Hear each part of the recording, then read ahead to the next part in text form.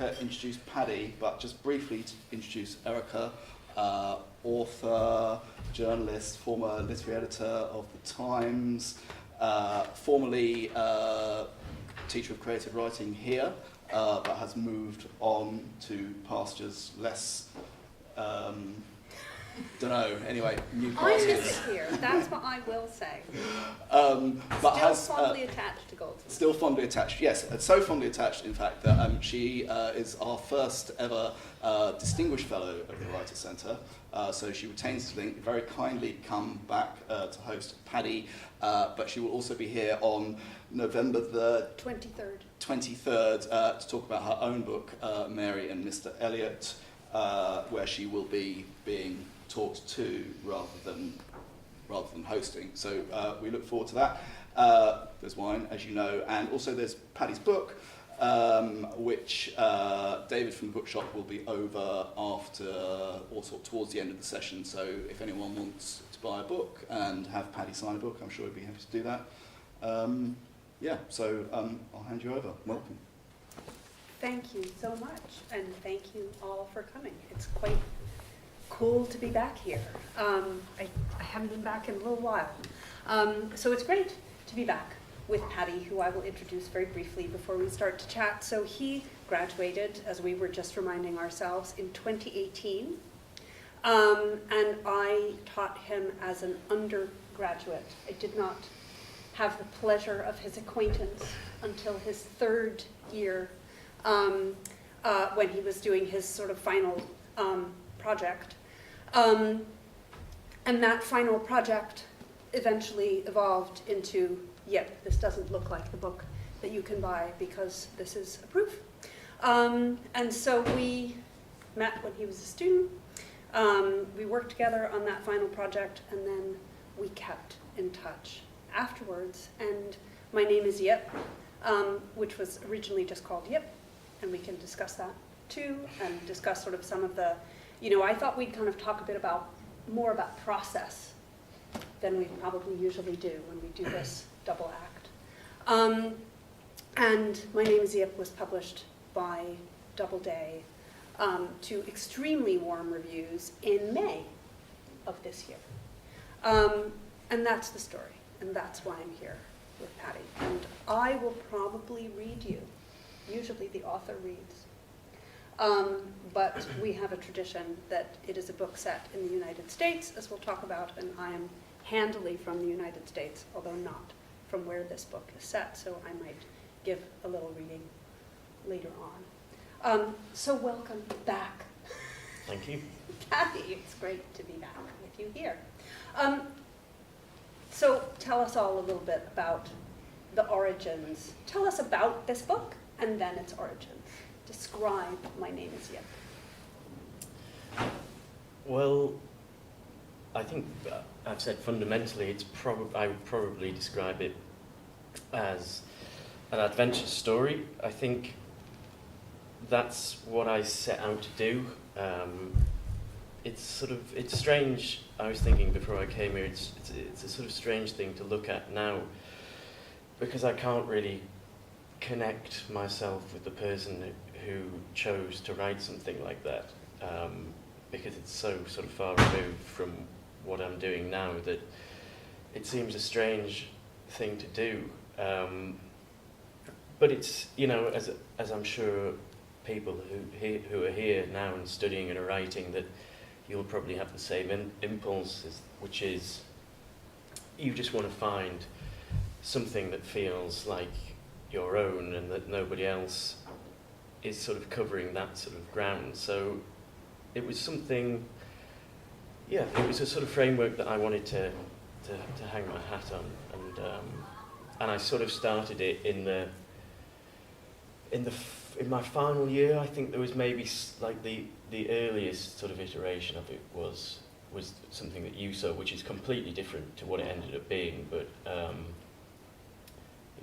I remember it was the first piece of writing of yours that I saw was set in this world, in the American South, in the early years of the 19th century. But the central character, Yip, who is also the narrator of this novel, was just like a sidelight. Yeah, then he was meant to be a sidekick, and the narrator was a young woman, and I'd written. Addison? Yeah, I remembered. And that was, I probably did it. You know, I'm not sure whether I completed a full draft of that, but I certainly got a long way through it. And then, as I was going through it, Yip, this character who can't speak and is sort of diminutive in stature, I started to become more and more interested in him and what he might be thinking and what he would want to say if he could, which then presents a certain sort of, I suppose, a certain friction that was very attractive at the time, is that how do I then give him a voice?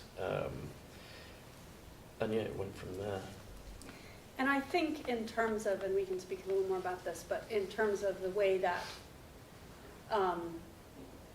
you and I started to work together, sort of specifically while you were at Goldsmith, you were aware, I think, that I had written about the 19th century, that I was kind of in the 19th century to a certain extent. The book that I published in 2017 is a book called Chief Engineer, which is nonfiction, but it's a biography of a man called Washington Roebling who built the Brooklyn Bridge, which opened in 1883. So I'm familiar, aside from the fact that I am American, whatever qualification that is, I was in that world. And I was aware, well, I'll do my little reading now. So Far away. you can hear how different this voice is from the voice of this person. So I'll just read you the first chapter, which is called An Imponderable Specimen.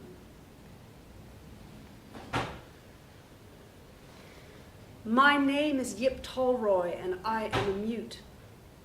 I have made not a sound since the day of my birth, October the 2nd, 1815. I will say that my life has been something of a trial, but such is God's wish, and so I must tell my story here on the page. Indeed, I should thank him for these 3 fingers left me. They might still hold a quill and feel the ink flow free beneath them. I did leave them other 2 where they lay, and I have dreams still of the rains, feeding them like green-tipped shoots, where in that spot now stands a hand, the wrist a smooth-barked bowl, and 100 fingers wagging like branches in the breeze. Answers have not ever come easy to me. By all accounts, they is like teeth. You can try to pull them clean out, but even then they will likely splinter and crack, and there will be nothing but a palmful of dust at the end of it. Here is a lesson worth attending to. No one or thing comes into this world whole, and it is in the search of what is gone missing that our lives do find their meaning. That is the truth of it.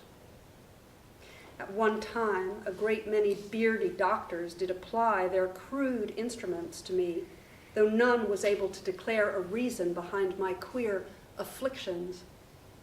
I ought to make it plain, I am not cut from the common cloth. Aside from my lacking a voice, I stand at 4 feet and 8 inches tall, and there is inexplicably not a single hair on my person.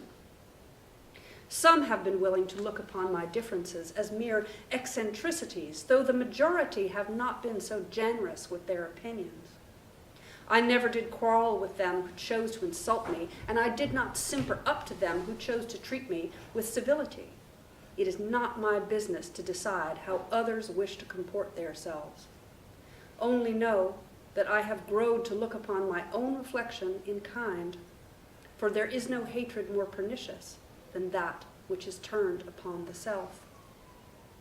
It is true enough, though, that most people are affronted in one way or another at the sight of me, I have had many strangers, and even them I considered friends, claim I should be caged and preserved for the general public to enjoy as entertainment. I did not figure this a likely chapter of my days, but much to my dismay, their wishes was to come true, and I did in fact spend a short spell under the dubious protectorship of Mr. Jim Coyne and his traveling show. Of this, I will tell you more later. As for them doctors, I come to understand they are a breed what do not much relish a mystery. On meeting me, they would work themselves into a great lather of excitement, and then after an hour of poking and prodding, looking down my throat and into my ear holes, their faces would grow dark and irritable. More than once was I referred to as an imponderable specimen. I could not claim to have the understanding of such a remark back then, but I had sense enough to glean it did not portend nothing good. It is just my humble opinion that there is many stories writ beneath the skin that will not give up their meaning to no earthly eye. This, I know, troubles a doctor greatly. He will not confess to it, but part of his studiment of all them long years was in the hope that he will somehow keep on breathing long past the rest of us have quit. Well, I am still here and still breathing. No one has figured me out yet. I have led a life filled with wonder and misery both. That is the way God intended it. If you do not suffer pain, then you will not know what it is to live and love. I have to hope there is not so much pain from now on to the end, though. I do not think any soul could claim me a liar when I say I have had my fill.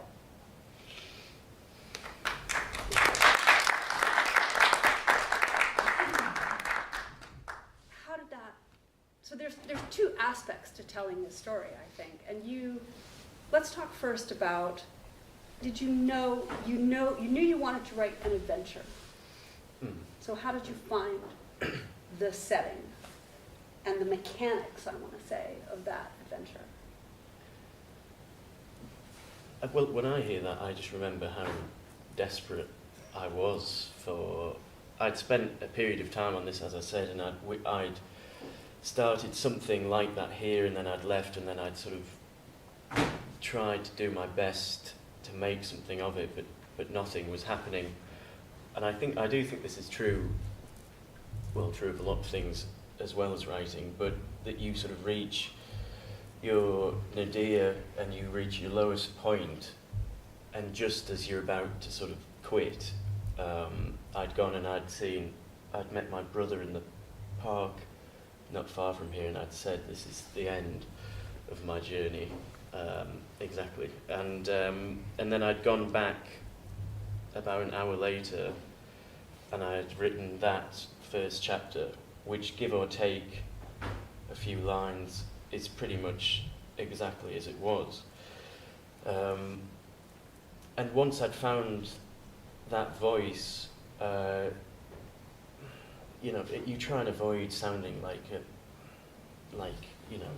A mystic. Yeah, like a mystic, and like you're some sort of conduit. But it sort of feels like that from time to time, that it just seemed like something that I could follow. And that's sort of the feeling that you want in some way, which doesn't always necessarily mean that you know where you're going. It just means that there's something there that you can keep coming back to day after day, which isn't the case with a lot of things. You can come back to something and it just will refuse to give you anything, and maybe it's not the thing, but yeah, there was enough for me to get my teeth into after the writing of that first chapter. And this is a term that not everybody likes. I know this is historical fiction, but it is in a landscape and a setting that I would say is both very well researched and solid, but it's also your landscape. Tell us a little bit about the decision. It's set in a town called Herons Creek. Yeah. There isn't one of those. No. Well, the first thing, the strange thing is that you can't even remember when you came across these sorts of things, but I know that at some point that this is set in, there was the California gold rush, which everybody is much more familiar with, but there are all kinds of other gold rushes in various states, and this is set in Georgia. And I remember coming across this thing that had happened, which I then looked more into and realised that nobody had really explored it in any great depth anyway.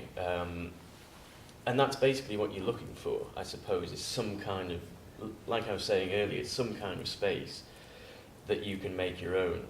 And I was very keen, again, as I just said, at this point in time, I don't feel this desire, but at that time, I seemed to have a tremendous desire to write something that was as far removed from my own life as possible.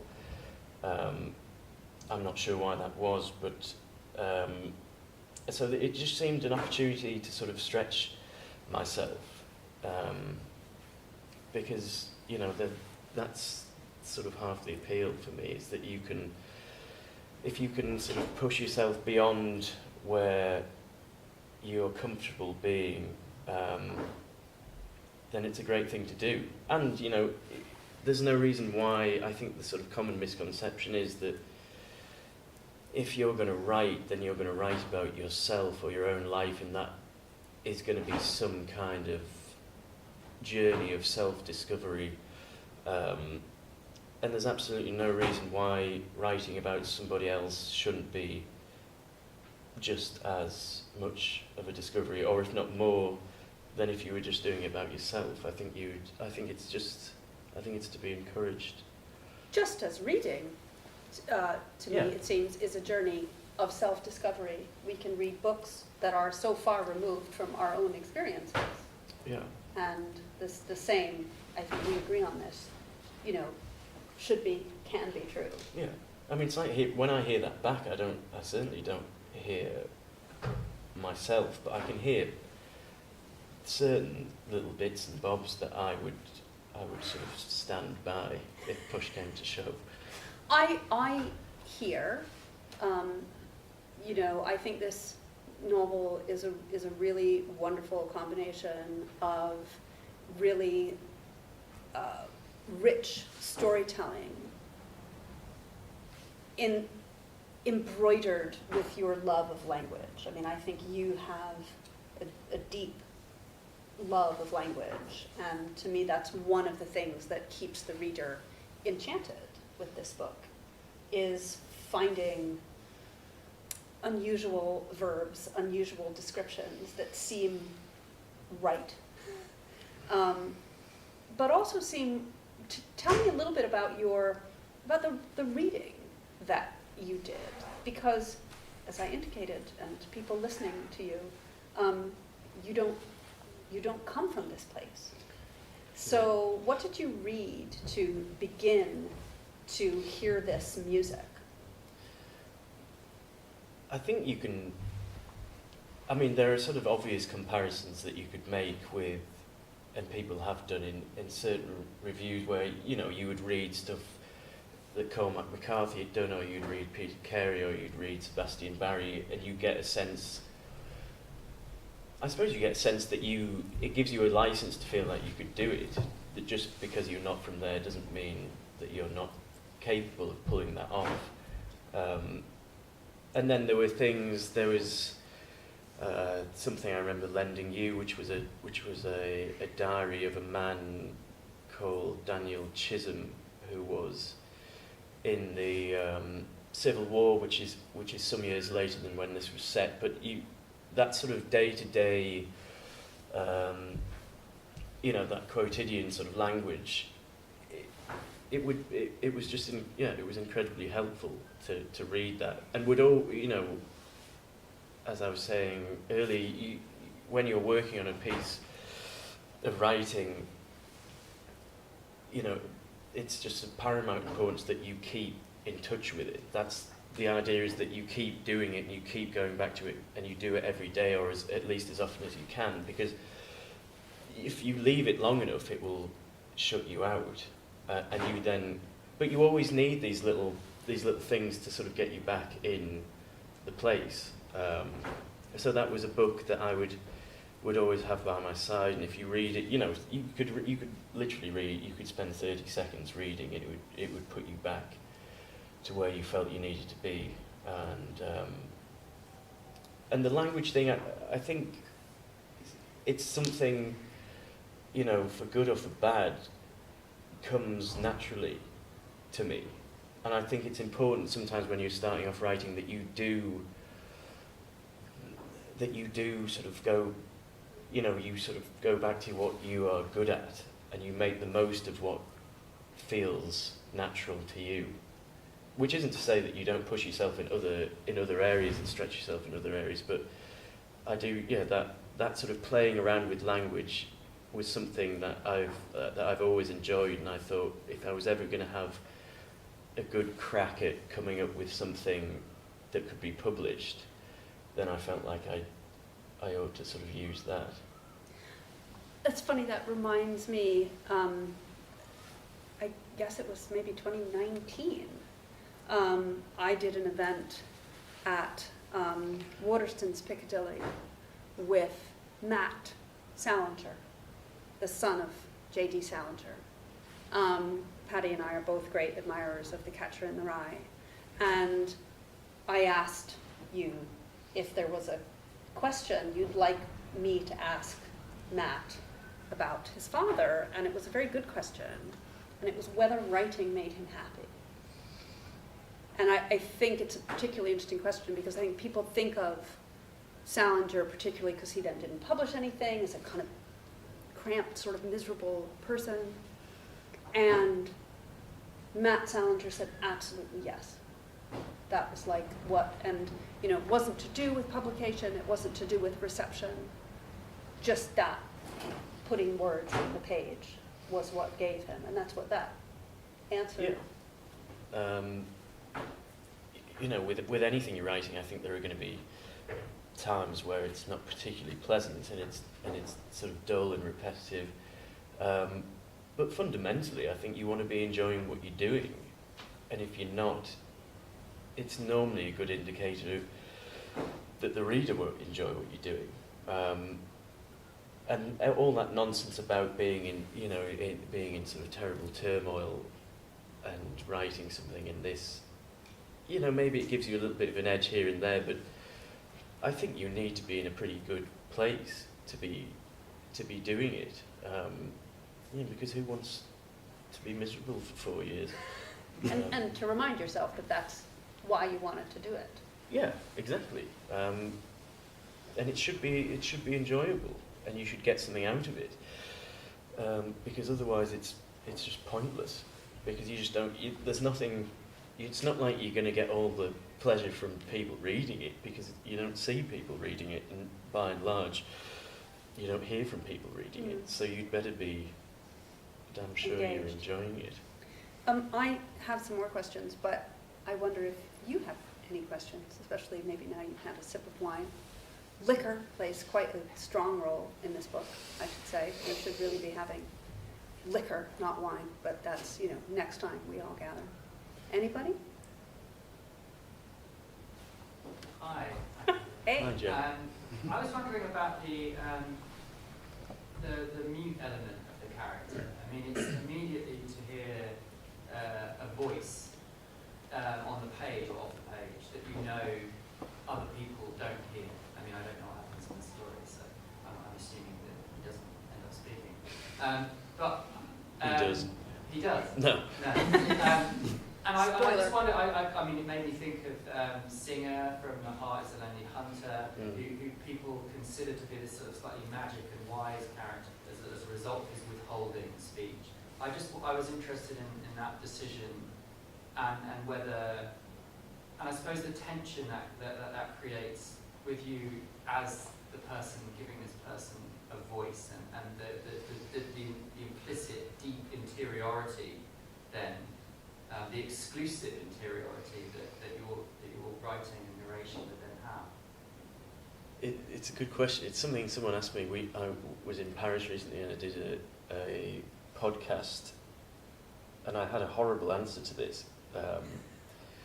So I've thought about it a little bit, because basically you know,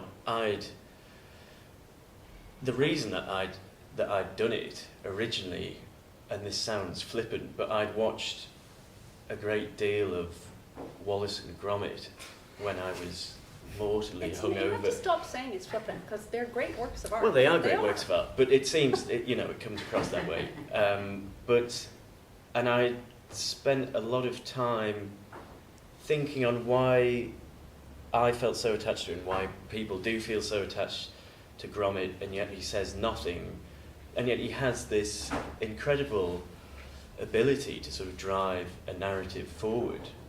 And I thought, wouldn't it be interesting to see what you could do with a character that couldn't speak?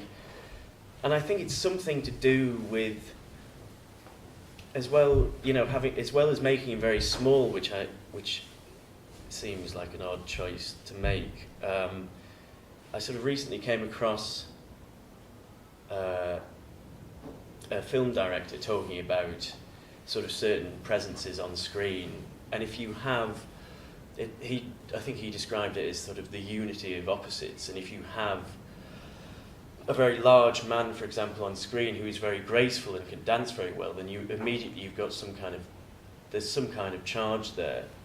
And I think just by virtue of he can't speak and he's very, very small, and yet he has these sort of great virtues of courage and all these sort of things. There's just something in that which not only appeals to me, but I think other people can get behind. It's basically a sort of classic underdog story. And the deep interiority of it sort of suited me down to the ground. It gave me a sort of freedom for him to express himself in quite a sort of vibrant, you know, has a sort of poetic leaning. It just gave me something that I felt like I could work with. Yeah. Will you tell the story of the actual slate? Oh yes, I can tell the actual. So I was. So say how he communicates. Yeah. So in the book, a retired doctor comes to sort of set up his home in this little township of Herons Creek, and he is the first to sort of understand that Yip isn't, you know, as most people would have assumed at that period, that he was dumb basically and had nothing to say for himself, and they would make no attempt to communicate with him in any real way, including his mother, not for a lack of love, but for a sort of, she just didn't have the capacity or equipment to do it. But eventually he's introduced to this doctor, and he's given a piece of slate and a sort of and some chalk, and he's taught to write. And I had met Erica one day, and as she is wont to do, brought a little gift, which was a piece of slate. And From Topps Tiles. From Topps Tiles, no less. And they were like, you just want one? Yes, just one. Just the one. And some chalk. And it was a great little exercise, because she said, why don't you do your best to have a conversation with me now, but only do it with writing on this piece of slate, which is a fascinating thing to do. Not that I think anybody else here will have a great time doing it, but it was a great little insight into what writing and not being able to speak will make it, because it completely alters the way you will try and convey yourself to somebody. And I remember it being very helpful. And how, it was very interesting for me too, thinking about your work, as the person receiving, as the person waiting for the message to come through, the strain to sort of not anticipate what you were going to say. Mm. But also I think, what I most enjoyed, many things, but in the process of the thing that really interests me as a writer and as a reader is how we can convey emotion, expression, not through describing them, but putting characters in the actual physical world. And so as much as you can, so even things like what happened to all this chalk dust, that I feel that you then thought about in a slightly different way once your trousers were actually covered in chalk dust. Yeah. Yeah, I remember getting home and that my fingers were stained white. Well, not stained, but and that those are the sort of small details that will accumulate, and which people will eventually sort of put under the umbrella of sort of atmosphere, or because that's all those things are. It's like when people will say, well, you've never been, I've talked to people who are from Georgia, and they say, I don't understand how you've managed to do this without even being here. And it is just an accumulation of sort of strategically placed details that sort of keep the reader where you want them to be. But it's also, and you've talked about this, before, I think I feel that, and you talked about that you've made a connection between the way you feel about the very different natural world of where you come from and this. You have an experience of being in that world in Yorkshire, which is different than Lewisham, let's say. Yeah. Yeah. It is. I mean, it is very different. But it's one of the first things people tend to ask. But it was one of the fewest. I mean, it didn't cause me any problems whatsoever in terms of describing the landscape, because there's nothing there. Obviously, I had pictures and I'd looked at videos maybe, but there's nothing there that is going to be entirely alien to my ear or to my eye. I know what, I've spent my childhood running around, in fields and by the river and swimming in the river and doing all those sorts of things. So, if you're paying attention to what is around you and from where you're from, it's not as big of a leap as people seem to imagine. Anybody else? How much of the book did you end up just deleting? How much ended up on the cutting room floor by the time you felt this is done and it's ready? Once I'd got to that point where I was saying earlier that I'd written that first chapter, very little, because to get rid of anything by that point would have been to sort of disrupt the story entirely. Which isn't to say that it was a fairly rigorous process of editing, but nothing huge was taken out, nothing was sort of shifted around. But the process before that, which is probably well over a year and a half of trying to get to that point, all of that goes, and which is the total of, I don't know. I mean, I did something not very long ago that was. Worked for a year and a half on it, which was 200,000 words, and threw it all away, because that's just what you have to do, and you tend to be able to sense whether that's the right thing to do or not, which isn't to say that you discard it completely, and you won't return to it at some point, and it's important that maybe you do keep looking at it, but with that final sort of, once I'd started, The discarding had kind of happened the first. discarding had happened, which is maybe you know, the strange thing about sitting here and talking to people is that it's not like I've written, 7 or 8 and I've got them stowed away at home. I've only written 1, and I'm sort of as new to it almost as you would be.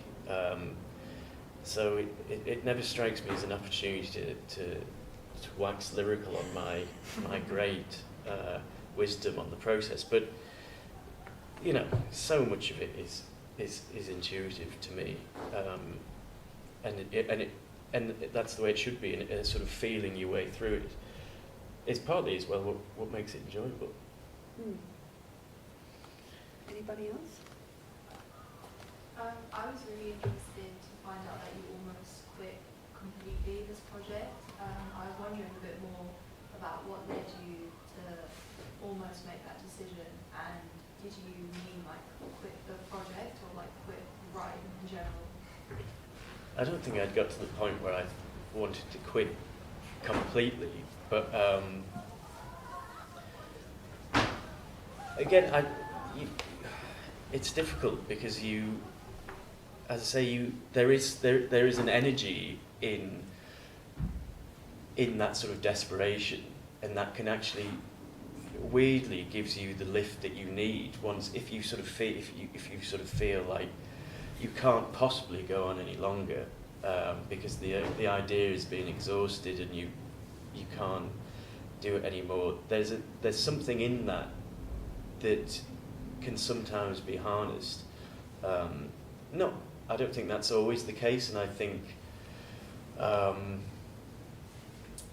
think sometimes it can be a good idea to leave something alone for a while. But as I say, I don't think you should ever jettison something and torch it. But there's something in it. There's something in, I don't know, following. As I say, it's incredibly difficult to articulate because it seems so much that it's just sort of how I'm feeling about something at the time, and whatever those instincts are. But that time, my brother, fortunately, or maybe unfortunately, my brother is a writer as well, and I talked to him about it, and I think he had said something like, "I think you should go and give this one more shot." So I'd gone back that day, and as I say, something ended up happening with it. And you did not, your brother, you say, is a writer, but that was not when I first met you. I imagined you like stitching chapbooks in your room as a 7-year-old. You couldn't be more wrong. So what were you originally going to do? Well, I originally played a lot of sport, and that seemed for a very long time, like up until I was about 18, that was what I was going to do. I'd played for a professional club until I was that's whatever that sort of tipping point is that you either do it or you don't. And in all honesty, I wasn't good enough, and I had sort of lost interest in it, and I discovered in my sort of final year at school, I'd read certain things that I'd connected to in a way that I couldn't really have imagined up till that point, because I just had no interest in it whatsoever, and frankly was utterly baffled by anybody who would spend their time reading. I used to irritate my brother, who is completely opposite. Would sit inside in his bedroom, would read, and I would go in there and would annoy the hell out of him, because I just didn't understand what he was doing, and what a waste of time it was. But it's strange, because certain disciplines in that sporting thing, I'm pretty sure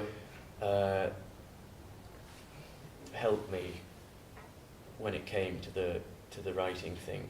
That sort of discipline was sort of already there, and I knew that it would take a lot more than any kind of natural talent to get you where you wanted to be. And you have to take yourself, which is not an easy thing to do, you have to take yourself incredibly seriously, because not that many other people will. I mean, if you're lucky to come here and you have teachers, you know, like you and Jack, who very much will do that. But, you know, I flat out refuse to talk about it to anybody outside of a sort of very, very immediate circle. Because I think that desire to do something like this is a very sort of frail one and needs to be protected, because it's pretty easily quashed. But I think that when I learned that about Paddy, which is to say I didn't know, and realized that what I'd been observing in his writing method was like, oh, I understand, this is training. You know, he understands about training, and that the training isn't necessarily like for, you know, you have to keep running so you can run faster. And in some ways, there's I don't know if anyone has read Alan Garner, who was just shortlisted for the Booker Prize, the oldest author ever shortlisted for the Booker Prize. The prize was given on the evening of his 88th birthday. And I'm kind of glad he didn't win, actually, because it would have tired him out. He is 88. But he also, he is an extraordinarily disciplined writer. But he began his career. He was an international runner for England in the 50s, and has a very similar attitude to you, which is a useful, even for those of us who are not athletes. We can pretend that we are. Anybody else? Yes. Do you feel like the process that you described sounds quite relatable, but also quite painful in terms of the year and a half or whatever you said of trying to get to that point where it suddenly started coming? Do you think that process is probably just an inevitable one for you, or is there anything maybe that you've learned, or much that you learned from the experience of of writing this that would make it different another time around, or do you think you'll just go just keep suffering? I think it is different every time, and I don't know. I mean, I've written things since that I don't. So I know it's not an inevitability that you have that there's that period of struggle. It just depends on what it is you're dealing with and what it is you're trying to connect with. There's something. I wrote something after this in about 6 months that, although it was deemed too odd to be my second book and might come out later, but that had none of that sort of struggle and strife. And yet I fully realise that there will be things that I write in the future that will have that and will possibly be even worse. But that's part of the deal, and you've sort of got to be prepared for that. And there, there's something enjoyable in that whole process as well. That I do think you have to be prepared for that to happen, and you have to sort of be of a character that enjoys repeating yourself over and over again, and because the process becomes, it can be much more sort of mathematical than you I certainly remember when I started writing, I like a lot of people just seemed to think that there would be this this great outpouring of genius, and I'd be home and dry after a few months. But there's all that fiddling around and all that sort of, and that's something to relish as well, I think. And also, I think too that when you're embarked on something big, there's a practical aspect too. There's sort of seeing how you've made these pieces, and now other pieces have to be made in order for it all to fit together.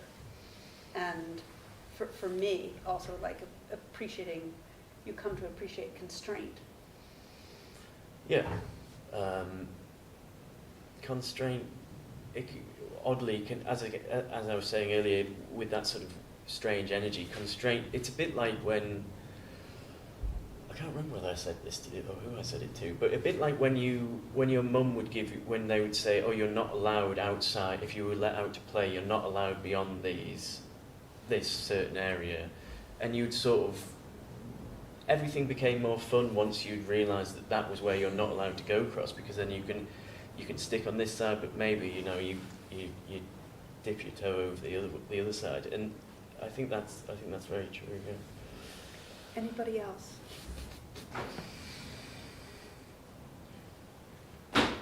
I will have one more, which is about the typography of this book, because you made certain decisions about not just the way you used language, but the book looks unusual and has some typographic quirks, and one thing you don't use, for instance, is quotation marks.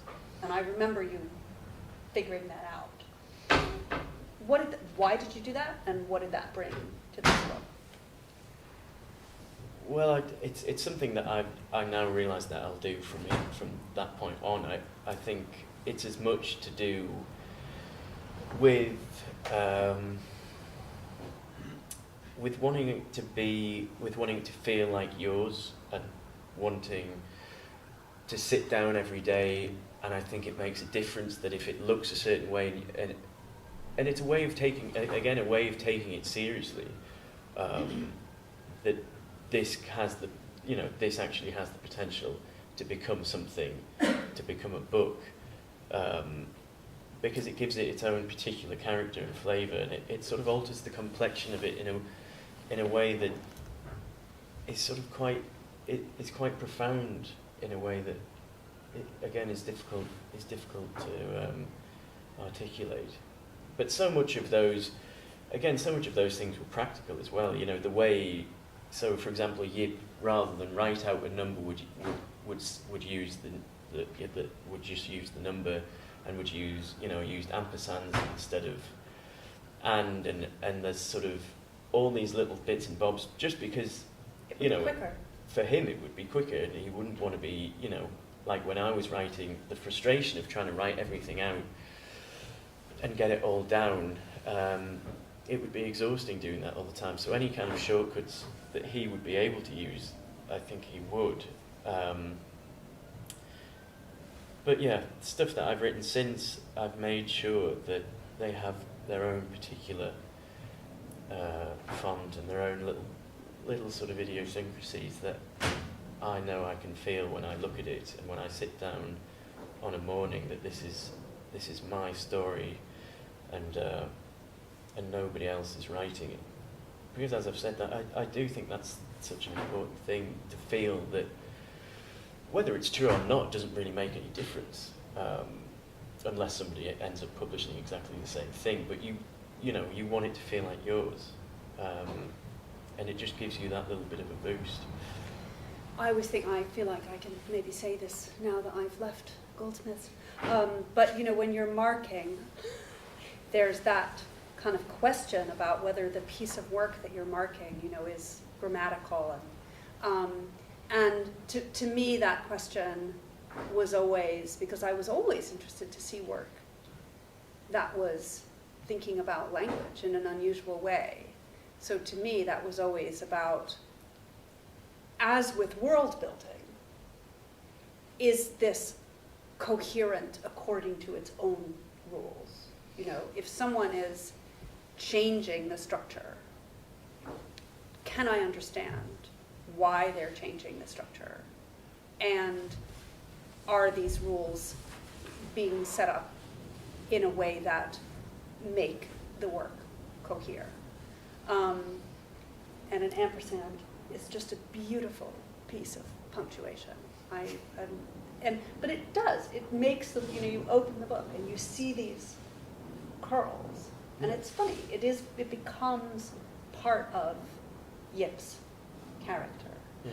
before we stop, and because this is like a publishing question, but when I read the book, it was always called Yip. Yep. Yep. And now it's called My Name is Yip. Sort of, why is that, and do you have conflicted feelings about that? I have conflicted feelings. Yeah, I always did. This is something that I still, I suppose, sort of think that Yip, just on its own, was quite a strong title. But everybody at the publishing house disagreed quite strongly about that. And, you know, ultimately it could, and it's the same with the cover, you know, I don't mind saying that is not a cover that or whenever you see it, that I'm particularly fond of. You know, I don't walk into a room and think, God, I can't wait for everybody to see this. And so, but these are things that hopefully next time, you know, I was sort of a bit timorous about the whole thing, and I didn't really want to say this. Ultimately I would have the choice. I think if I'd wanted it to be called Yip, then I think it could have been called Yip, but they had a sort of relatively strong idea as to why it should be called that.